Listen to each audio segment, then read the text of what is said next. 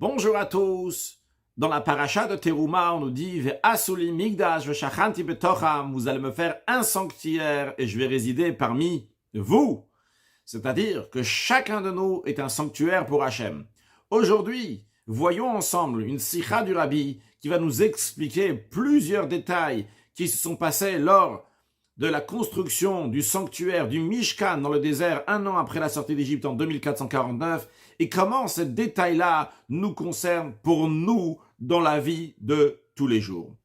Eh bien, le Rabbi nous dit, dans la paracha de Teruma, il y a 3 fois l'expression de Teruma qui veut dire un prélèvement. Une fois, il est écrit Ve'ikruli Teruma, que le peuple juif va me prendre pour moi un prélèvement. Une deuxième fois, la Torah dit Asherit venu libo tikru et terumati. Tout homme que son cœur motivera, vous allez prendre de lui mon prélèvement.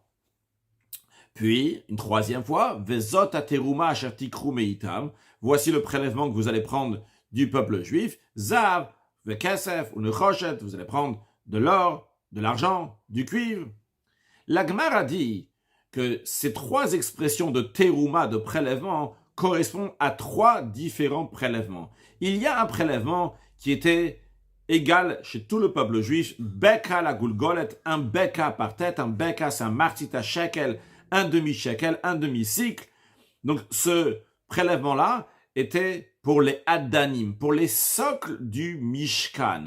Le Mishkan avait des poutres, et en bas de ces poutres, il y avait des socles, donc qui étaient collés au sol, qui étaient rattachés, qui touchaient le sol. Et bien pour acheter ces socles-là, il y avait besoin un prélèvement. Chaque juif donnait un machatzita shekel, un demi-cycle, pour qu'on puisse acheter les socles du Mishkan, du tabernacle. Puis, il y a un deuxième prélèvement, lui aussi un bec à la gulgolet, lui aussi un bec à par tête, un machatzita shekel, un demi-cycle, pour acheter les sacrifices communautaires.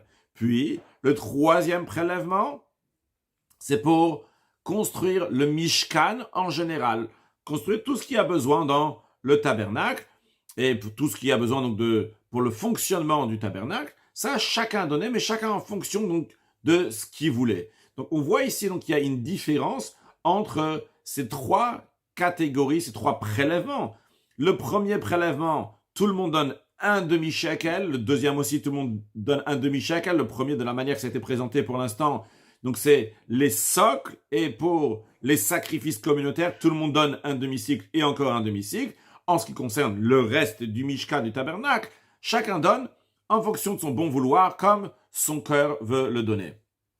Le Rabbi demande, il faut comprendre, pourquoi sont différentes les prélèvements pour les sacrifices et les socles, que eux, c'est un marsita shekel, que tout le monde donne de manière égale, et d'un autre côté, tous les besoins du Mishkan, du tabernacle, ça, il y a une différence. Chacun, il va donner en fonction de son bon vouloir, de sa générosité. Alors, le Rabbi va nous parler tout d'abord, en ce qui concerne le demi-cycle qui a été donné par tout le peuple juif pour les sacrifices. Et après, on parlera du reste. Alors, voyons, le Rabbi nous dit, en ce qui concerne la terouma, le prélèvement qui a été donné pour le misbéar, pour l'autel, qu'on dit ici pour l'autel, c'est-à-dire pour les sacrifices qui vont sur l'autel, et que chacun donnait de manière égale un martita shekel, un demi-cycle, ça peut se comprendre, parce que ces sacrifices étaient les chaper al nashotechem, pour pardonner vos âmes, pour expier vos âmes. Et comme le commentaire de Rashi dit, que ça fait référence qu'on va acheter des sacrifices communautaires, chaque korbanot le kapara embaim, que les sacrifices viennent pour expier la faute. Quelle faute? Il s'agit de la faute du veau d'or, comme c'est dit dans le Yerushalmi, comme c'est dit dans le Midrash. Et vu que c'est la faute du veau d'or, et la faute du veau d'or, c'est une faute générale. Qu'est-ce que c'est une faute générale? C'est une faute qui atteint tout le peuple juif, pas seulement ceux qui ont pris part concrètement dans la faute du veau d'or, mais même par exemple la tribu de Lévi, qui n'a pas participé à la faute du veau d'or. Et même Moshe Rabbeinu, que pas seulement il n'a pas participé, mais Moshe Rabbeinu n'était même pas sur place, qu'on puisse dire au moins, il aurait pu protester, faire une macha, dire non, on n'a pas le droit de le faire. Moshe Rabbeinu n'était même pas dans ses capacités de pouvoir empêcher le peuple juif de faire cette faute-là. Lui aussi, il a été atteint par la faute du veau d'or. Comme le verset le dit, Dieu dit à Moshe Rabbeinu, lech red. Littéralement, ça veut dire, va, descends. Moshe Rabbeinu était sur la montagne, Dieu lui dit de descendre de la montagne. Mais nos sages expliquent, lorsque Dieu lui dit, red, descends, c'est pas juste descendre de la montagne, c'est descendre de ta grandeur. Tu as perdu quelque chose. Le peuple juif a fauté, toi aussi tu as perdu quelque chose. Et donc le rabbi nous dit, si la faute du veau d'or, c'était quelque chose qui a atteint tout le peuple juif, donc l'atteinte était sur tout le peuple juif, c'était général, donc l'expiation aussi doit être quelque chose donc, qui est général de tout le peuple juif. Et c'est la raison pour laquelle que ces sacrifices-là qui viennent pardonner la faute du veau d'or, eh bien tout le monde va donner de manière égale, parce que la faute du veau d'or a atteint tout le monde de manière égale. Donc aussi, le don que chacun va donner, c'est quelque chose qui est pour tout le clan Israël, pour tout le peuple juif. Développer plus ce qu'on a dit, on sait que la faute du veau d'or, elle ressemble de la même catégorie que la faute de l'arbre de la connaissance. Lorsque Dieu il a mis Adam et Chava, Adam et Ève, dans le jardin d'Éden, il leur a dit de ne pas manger de l'arbre de la connaissance, et ils ont mangé de l'arbre de la connaissance. Qu'est-ce qui s'est passé à cause de cela? Il y a une impureté qui est descendue, qui est venue dans le monde. Et au moment du don de la Torah, lorsque le peuple juif a reçu la Torah, cette impureté s'est arrêtée, cette impureté a disparu. Mais après le don de la Torah, lorsque le peuple juif a fait la faute du veau d'or, cette impureté est à nouveau revenue. Donc, le rabbi nous dit, vu qu'il y a un parallèle entre la faute du veau d'or et la faute de l'arbre de la connaissance, quand on va avoir si on va avoir de manière plus claire ce qui s'est passé par la faute du veau d'or, c'est quand on va approfondir qu'est-ce qui s'est passé par la faute de l'arbre de la connaissance, et aussi comprendre qu'est-ce qui s'est passé à Matan Torah, au don de la Torah. Eh bien, voyons, avant la faute de l'arbre de la connaissance, au moment du début de la création, Dieu a créé le monde, Olam al-Milo Nivra. Le monde a été créé à sa perfection. Et comme il est dit que Ika Shrina Betartoni Maïta, que l'essentiel de la présence divine et se trouvait ici-bas. C'est-à-dire que l'essence de la présence divine, l'essence de Dieu se trouvait dans ce monde-là, ici-bas. Mais, par la faute de l'arbre de la connaissance, une impureté est descendue dans le monde. Et c'est la raison pour laquelle que dorénavant, le monde ne peut pas être un réceptacle pour la divinité, que la divinité soit de manière dévoilée dans ce monde, c'est plus possible. Alors c'est vrai que les patriarches, qui étaient avant le don de la Torah, Abraham, Yitzhak et Yaakov, ont accompli toute la Torah avant même que la Torah ait été donnée. Mais même lorsqu'ils ont accompli toute la Torah, ce qu'ils faisaient ne faisait pas un lien entre le matériel et le spirituel. Le matériel n'était pas un réceptacle pour recevoir le spirituel. Le spirituel et le matériel étaient loin l'un de l'autre. Et le spirituel ne pouvait pas s'exprimer de manière qui va s'intégrer dans le matériel de manière profonde et essentielle. Qu'est-ce qui s'est passé au don de la Torah? Au don de la Torah, l'impureté qui est venue par la faute de l'arbre de la connaissance, l'impureté qui a fait que Dieu ne peut pas être de manière dévoilée dans le monde, eh bien au moment du don de la Torah, s'est passé un raffinement dans le monde. Et c'est la raison pour laquelle, qu'à partir du moment du don de la Torah, il y a eu la possibilité que la divinité, à travers Torah Mitzvot, va s'intégrer et venir dans le monde de manière intérieure, de manière qu'on va pouvoir faire de ce monde matériel un réceptacle pour la divinité. Ça, c'est ce qui s'est passé par Matan Torah, par le don de la Torah. Mais par la faute du veau d'or, elle a réveillé à nouveau cette impureté de la faute de l'arbre de la connaissance dans le monde en général. Qu'il y a en effet maintenant, on ne voit pas la divinité dans le monde. Mais quand même, le rabbi nous dit, attention, l'impact de Matan Torah est resté même après la faute du veau d'or. Parce que on voit bien que même de nos jours, après le don de la Torah, même après la faute du veau d'or, il y a quand même une différence entre un juif et les havdil, un non-juif. Chez le peuple juif, sont restés maintenant Torah ou mitzvot, même matériellement, même maintenant, on peut avoir un impact, on peut amener Dieu dans la matière à travers l'étude de la Torah et l'accomplissement de mitzvot, que leur but de Torah et mitzvot, c'est de rattacher le matériel avec la divinité. Mais quand même, à un certain stade, cette impureté est revenue, cette impureté de l'arbre de la connaissance est revenue. Et pas seulement chez certaines personnes ou bien dans certains sujets, mais c'est revenu de manière générale dans le monde. Alors comment on arrange la faute du veau d'or? C'est en donnant le marzita shekel, en donnant le demi-shekel. Qu'est-ce que ça veut dire? Ce qui s'est passé par la faute du veau d'or, ce qui s'est passé par la faute de l'arbre de la connaissance, c'est qu'on ne peut plus voir la divinité. Et bien maintenant, avec le marzita shekel, l'expression qui est employée, c'est Ze Yitnu. C'est ça qu'ils vont donner. Ils vont donner ça, en faisant référence au martita shekel, au demi-shekel. Mais l'expression de zé, cela, vient du langage, quelque chose qu'on peut montrer du doigt, quelque chose qui est clair et net, quelque chose qui est dévoilé, comme nos sages disent, dans l'expression de kol echad ve'echad mare be'etzbao ve'omer zekeli, que chacun montre de son doigt, il dit zekeli, c'est mon Dieu, lors de l'ouverture de la mer Rouge. Donc l'expression de zé, c'est qu'on peut montrer du doigt quelque chose de concret. C'est un dévoilement. Donc en autre mot, ce qu'on est en train de dire ici, que par le demi-cycle et par le travail qui va être fait par ces demi-cycles, le travail, le sacrifice qui vont être achetés avec ça. Et de nos jours, d'ailleurs, aussi, c'est la même chose, bien qu'on n'a pas ces sacrifices-là, mais aujourd'hui, donc, par le travail de la tfila, de la prière, qui remplace ces sacrifices, eh bien, par le martita shekel, par ces sacrifices, par le travail de la prière, on enlève cette impureté et on amène à nouveau le dévoilement divin dans le monde. Donc, on comprend que aussi bien la faute du veau d'or et arranger la faute du veau d'or, c'est quelque chose donc, qui est général et qui concerne tout le peuple juif.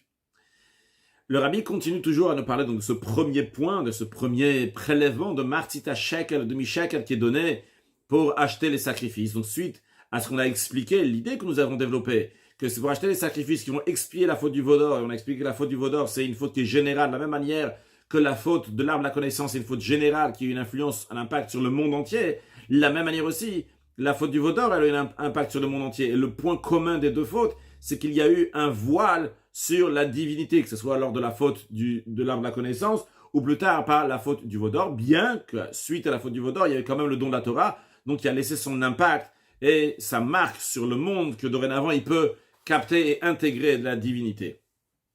Mais basé sur cette idée, le rabbi nous dit on va pouvoir comprendre plusieurs halachot, plusieurs lois en ce qui concerne le martita shekel et le demi-shekel. Premièrement, en ce qui concerne l'argent que chacun a donné, chaque juif, il amène un martita shekel, un demi-shekel, bien qu'il donne chacun de sa propre argent, mais une fois qu'il a donné, c'est plus du tout son argent. Et c'est même pas maintenant une association de plusieurs individuels, ça devient un argent communautaire. Donc ça change de statut maintenant, c'est plus de l'argent de particuliers ou de plusieurs particuliers, mais c'est de l'argent communautaire. Ça c'est un point. Un deuxième point, c'est que par cet argent-là de martita shekel, du demi-shekel, on a acheté uniquement des sacrifices communautaires.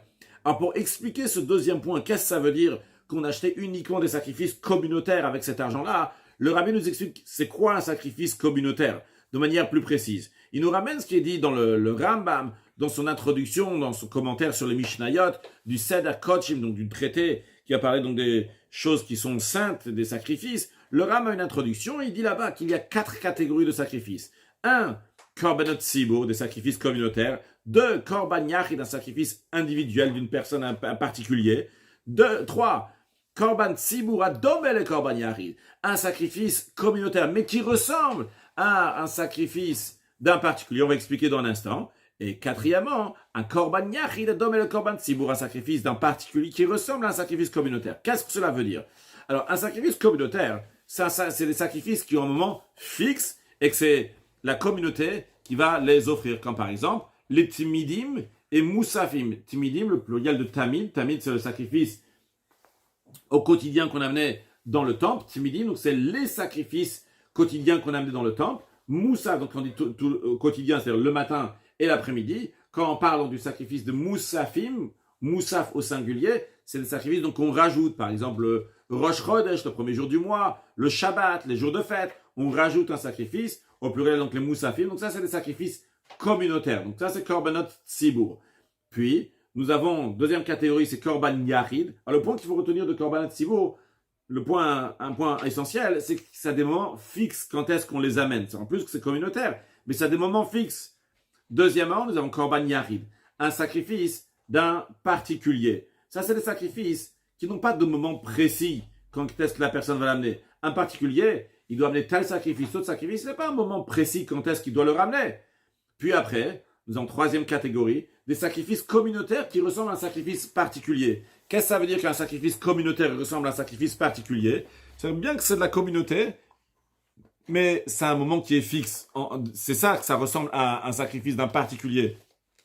Vu le sacrifice d'un particulier, il a un moment, il n'a pas de moment qui est fixe. Alors quand c'est un sacrifice communautaire, mais il n'a pas de moment fixe, il ressemble à un sacrifice d'un particulier. L'exemple, par Helem Davar. Le taureau qui est amené, s'il y a quelque chose qui a été échappé au tribunal. Lorsque le grand tribunal de 71 personnes qui siège à Yerushalayim a donné une décision erronée au peuple juif, et la majorité du peuple juif a suivi cette décision erronée, que cette décision-là, si quelqu'un avait fait cette erreur-là intentionnellement, il serait passible de retranchement, et s'il avait fait sans faire exprès, il devrait ramener un sacrifice expiatoire, et le tribunal, le grand tribunal, il a permis une partie de cette interdiction-là, eh bien, à ce moment-là, donc, le tribunal doit ramener, quand on dit le tribunal doit ramener de manière plus précise, c'est les 12 tribus.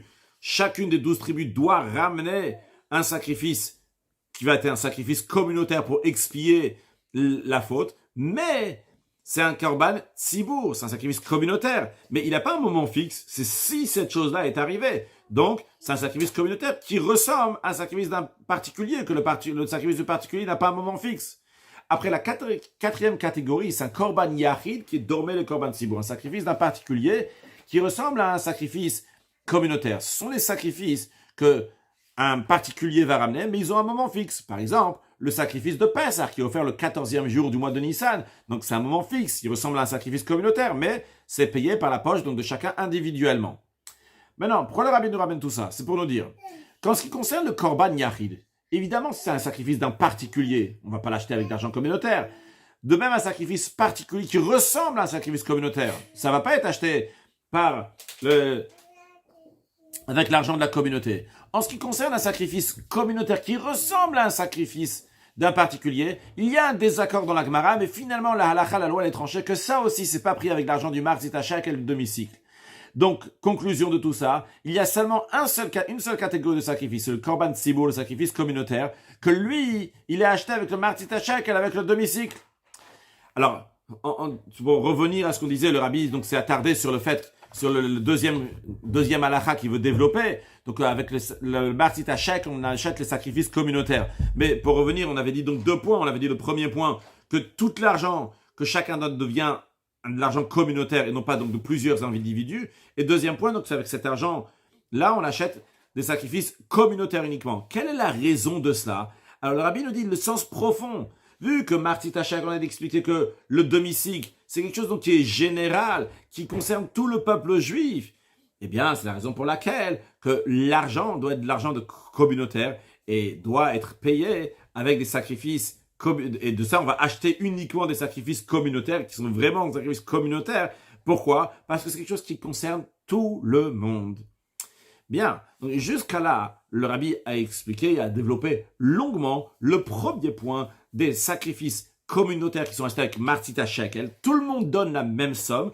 Pourquoi? Parce que c'est quelque chose qui est général et qui concerne tout le monde de manière égale.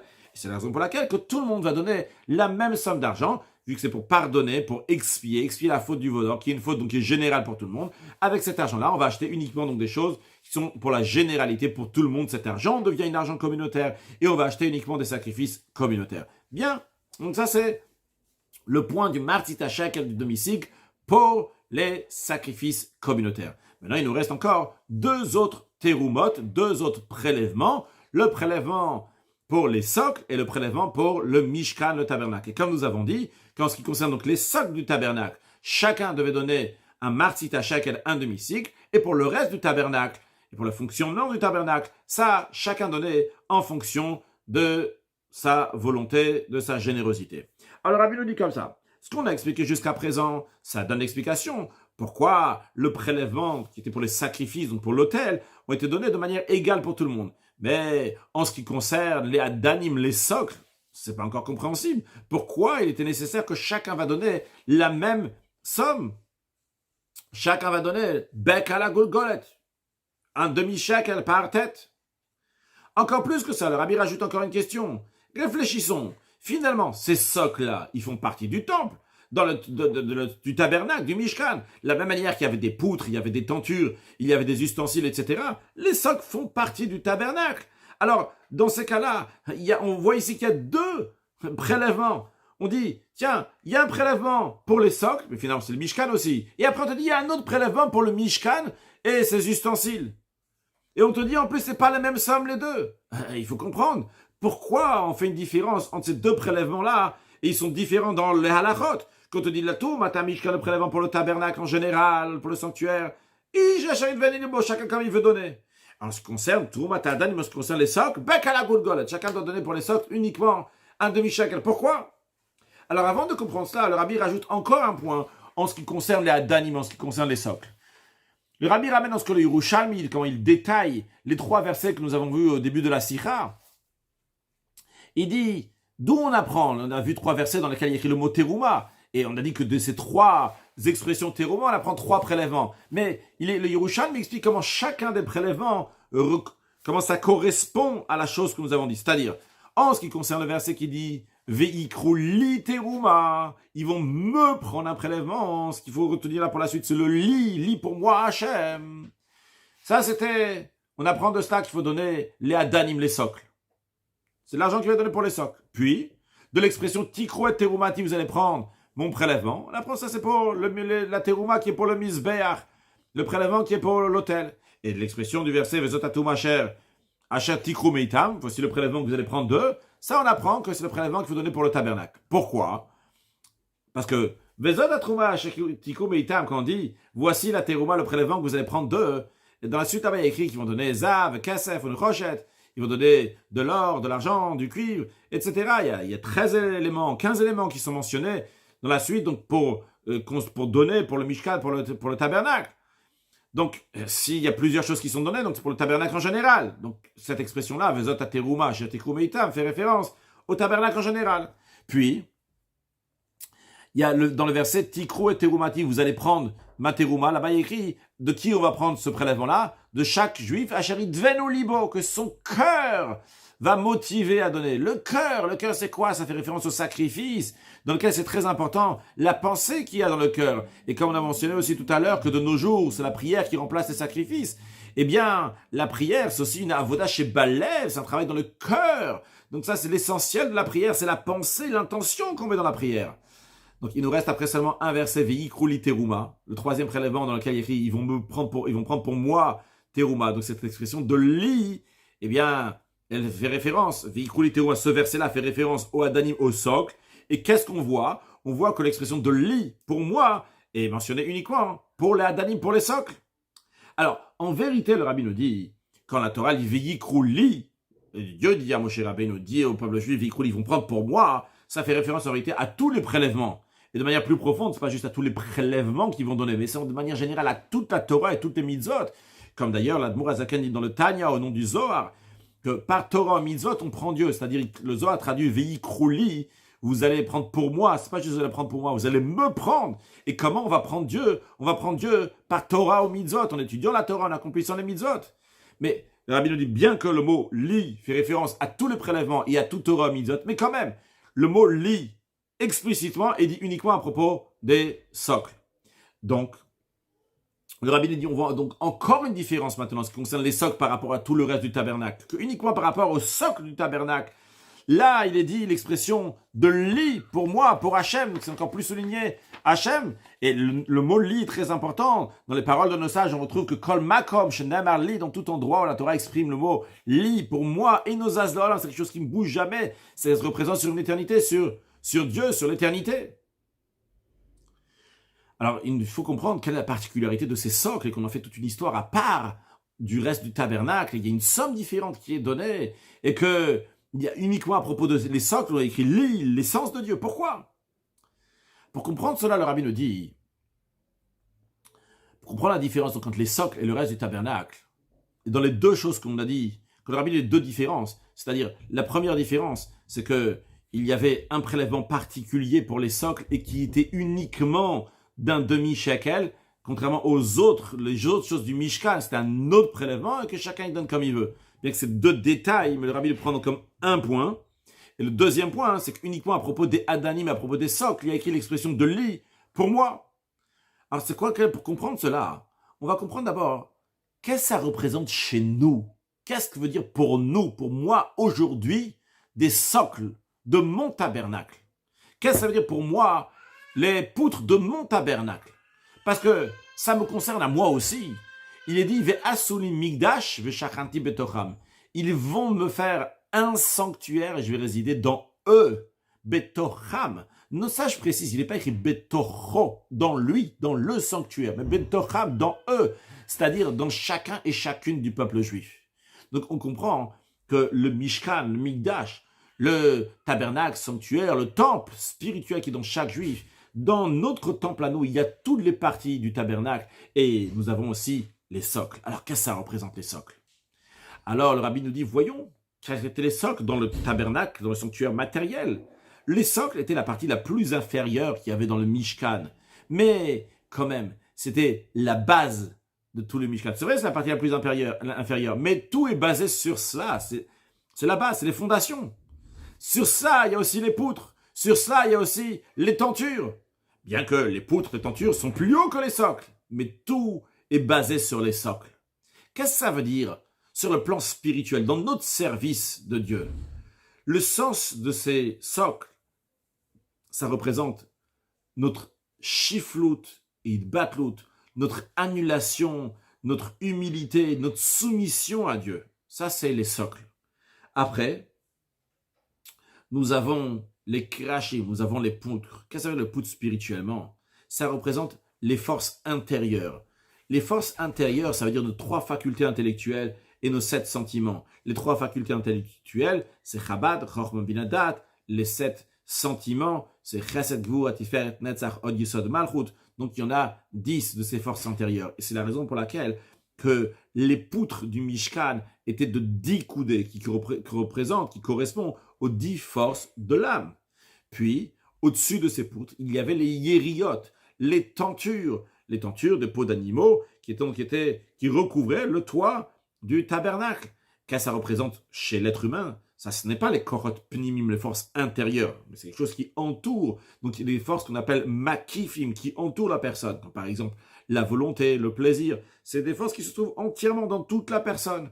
Donc, on a ici un mishkan spirituel. Nous avons donc la base, les socles, qui représentent l'annulation à Dieu. Puis nous avons les poutres, qui représentent nos forces intérieures, le cerveau, les sentiments. Puis nous avons les tentures, qui représentent les forces qui nous entourent. Quand on dit qu'ils nous entourent, c'est qui sont dans nous, mais qui sont makif, qui entourent. Alors, les adanim, les socles, ils sont très très bas. Quand nous, je parle dans notre service de Dieu, le rabbi nous dit, c'est quoi finalement? C'est l'humilité, s'annuler à Dieu, la soumission, Kabbalatol, recevoir le joug de Dieu. Mais quand même, eux, ils sont la base de tout le Mishkan, c'est la base de tout le tabernacle. Et comme on le dit dans la prière tous les jours, on dit d'abord, Venafshi ke afar la koltier, que mon âme soit comme de la poussière, et comme de la terre.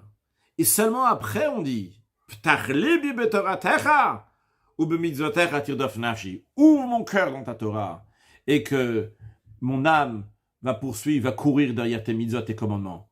Parce que la base, pour pouvoir arriver à Torah et mitzvot, pour pouvoir arriver à étudier la Torah comme il faut, et à faire les mitzvot comme il faut d'abord venafshi ke afar. Il faut d'abord l'âme comme de la poussière, comme de la terre. Il faut d'abord le bitoul, il faut d'abord l'annulation, la soumission à Dieu, les adanim, les socles, c'est la base de tout ce qui va être construit après. D'ailleurs, basé sur cette explication, que les adanim, les socles, c'est la base de tout le service de Dieu, et c'est ce qu'il faut avoir au commencement du service de Dieu.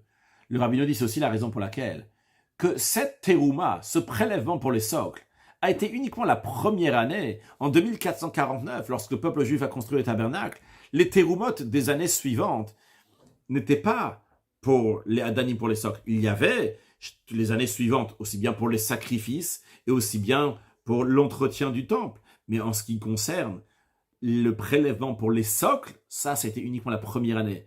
Pourquoi? Parce que c'est la base, c'est le début. L'annulation, la soumission à Hachem, c'est la base et le début du service de Dieu.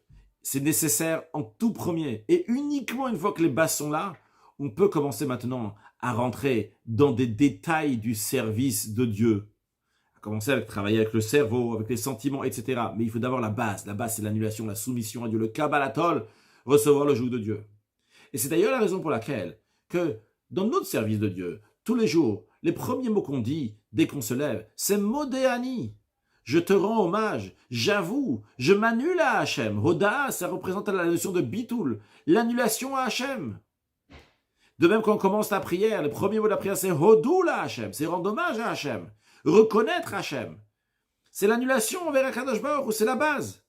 Après seulement, on peut continuer la prière avec plusieurs étapes de la prière. Les psuké des Imra, c'était depuis Baruch She'amar jusqu'à Yishtabar, psuké des Imra littéralement, donc les versets de cantique, on remercie Hachem. Puis après ça, dans la partie qui est après Yishtabar, on commence donc ce qu'on appelle le Yotzer, c'est les bénédictions de Kriyat, la lecture du Shema, puis la lecture du Shema, etc. C'est toute une construction, mais toute la construction est basée sur le début de ma journée, Modéani, la Hoda'a, rendre hommage, reconnaître, s'annuler à Hachem, Hodoula Hachem. Maintenant, basé sur cela, qu'on vient d'expliquer, la particularité des Adanim, des socles, on va comprendre les deux différences qu'il y a entre les socles et les autres parties du Mishkan. En ce qui concerne le travail, donc des forces intérieures, ou bien des forces qui nous entourent, que ce soit donc les poutres, que ce soit les tentures, il y a des différences entre un juif et un autre juif. Parce que chacun doit servir Dieu en fonction de ses forces, en fonction de son caractère à lui. Donc il y a une différence. Combien l'un il va donner, combien l'autre il va donner. Chacun en fonction de ses capacités, de sa générosité. Parce que c'est ton cerveau, c'est pas celui de l'autre. C'est ton intellect et pas celui de l'autre. C'est ton cœur et l'autre il a un autre cœur. Donc chacun est en fonction de son caractère. Donc il y a un don qui est différent entre l'un et l'autre. Mais en ce qui concerne la base, en ce qui concerne les socles, sur ça il n'y a pas de différence. L'annulation de Dieu envers Dieu, Kabbalatol, recevoir le joug de Dieu, je m'annule à Dieu, il s'annule à Dieu, on est tous annulés à Dieu. Dans l'annulation, c'est exactement la même chose entre l'un et l'autre. Tout le monde est annulé à Hachem. Et par rapport à ça, c'est quelque chose qui est général et qui est égal chez tout le monde. Donc tout le monde donne la même somme. Non, pourquoi uniquement à propos des Adanim, des socles, il y a écrit « Lis-moi » Dieu, l'essence de Dieu. Parce que comment on peut saisir l'essence de Dieu? C'est uniquement par le bitoul, par la soumission. Comme le prophète dit, Dieu n'est pas dans le feu, n'est pas dans le bruit, n'est pas dans le rouar, dans le vent. Kol dmamadaka, un son qu'on n'entend presque pas. Très dmama, et de même, un son qu'on n'entend pas. Là-bas se trouve le roi, comme l'expression du Zohar, et s'expliquer ces détails là que ça représente, ces 4 expressions du prophète, dans la chassidoute, dans ce qu'on appelle le Hemshach Reshaim Bet, dans une série de mamarim, de discours chassidiques de Rabbi Rachab, du 5e Rabbi de Chabad. Donc le Rabbi nous a expliqué, il nous a répondu à toutes les questions maintenant. On a compris pourquoi il y a une différence aussi en ce qui concerne, donc on a déjà discuté suffisamment donc, au début, en ce qui concerne donc, du prélèvement de Martzit Hashakel de demi-cycle pour les sacrifices, c'était quelque chose de général. Maintenant, en ce qui concerne donc, ce qui nous restait à comprendre, les cycles, les demi-cycles qui ont été donnés pour les socle et la construction du temple, chacun donnait combien il voulait, pour la construction du tabernacle, on a compris. La base, elle est égale chez tout le monde. Le bit ou l'annulation, il n'y a pas de différence entre l'un et l'autre. Tout le monde donne exactement la même chose. C'est le même bitoul, c'est la même annulation. Après la construction du Mishkan, combien dans les poutres, dans le cerveau, dans les sentiments, dans la volonté, dans le plaisir, tout ça après, c'est chacun en fonction de son niveau et de sa générosité, combien il va donner. Et on comprend aussi pourquoi uniquement à propos des socles, il est dit l'essence de Dieu. Parce que où est-ce que se trouve l'essence de Dieu? Dans l'annulation, dans la soumission, et non pas dans la compréhension, dans le sentiment, etc. de la personne. Non, le Rabbi conclut la sikha en nous disant, vrai, ce qu'on a dit, la base du service de Dieu, c'est la soumission à Hachem, Kabbalatol, recevoir le joug de Dieu, mais c'est uniquement la base. La perfection du travail, c'est de donner à Dieu la suite, pas juste l'annulation, mais donner aussi les forces intérieures, donner à Dieu aussi notre cerveau, nos sentiments. Et quand il s'agit de donner nos cerveaux et nos sentiments, tu ne veux pas t'acquitter d'un Martzit Hashakel, tu ne veux pas donner juste un demi-shekel. Mais comme la loi, elle est dans les sacrifices, un riche qui a amené un sacrifice de pauvre, il n'est pas quitte. Chacun, il doit donner tout ce que lui, il peut, tout son cerveau et tous ses sentiments à lui, à Dieu. D'un autre côté, il faut savoir aussi qu'un pauvre qui a amené un sacrifice de riche, il est quitte. Et comme les commentaires disent, il est quitte, c'est pas juste que Bediavad, il est quitte Bediavad, juste a posteriori. C'est même le Khatrila, il peut faire ça a priori. Et encore plus que ça, on dit Tavo la bracha, qu'il soit béni, bien qu'il est pauvre, il a amené un sacrifice de riche. Qu'est-ce que ça veut dire sur le plan spirituel? Que même quand quelqu'un il est pauvre, qu'est-ce que ça veut dire qu'il est pauvre? Il est pauvre dans la connaissance. Qu'est-ce que ça veut dire qu'il est pauvre dans la connaissance? Il n'a pas l'étude de la partie dévoilée de la Torah. Et il lui manque même dans l'accomplissement des mitzvot avec embellissement. Mais lui aussi, il doit amener un sacrifice de riche. Lui aussi, il doit étudier la chassidoute, qui est la richesse. Et de ça même, on dit tavo alav bracha. Ça va lui amener la bénédiction d'accomplir. Aser te aser, la Torah, elle dit, tu vas prélever la dîme. Donc, mais la Torah, elle dit, aser, deviens riche. Comment deviens riche? Aser, bishu, jetit aser. Ta chère. Donc, donne le maaser, donne ta dîme, donne ton dixième pour devenir riche. Et la riche, c'est quoi? Riche dans la connaissance. Donc, on te dit d'être riche, riche dans la connaissance, riche en étudiant Chassidut. Par cela, tu vas être riche spirituellement, dans ton caractère, dans tes capacités. Et ça va s'exprimer aussi dans la richesse, littéralement, matériellement, dans les enfants, dans la vie, dans la parnassa et avec largesse. Donc, le rabbi nous a dit, on a un mishkan dans nous, on a un tabernacle dans nous, on a les socles. Et il faut bien faire attention à ces socles. Il faut bien leur donner du renfort.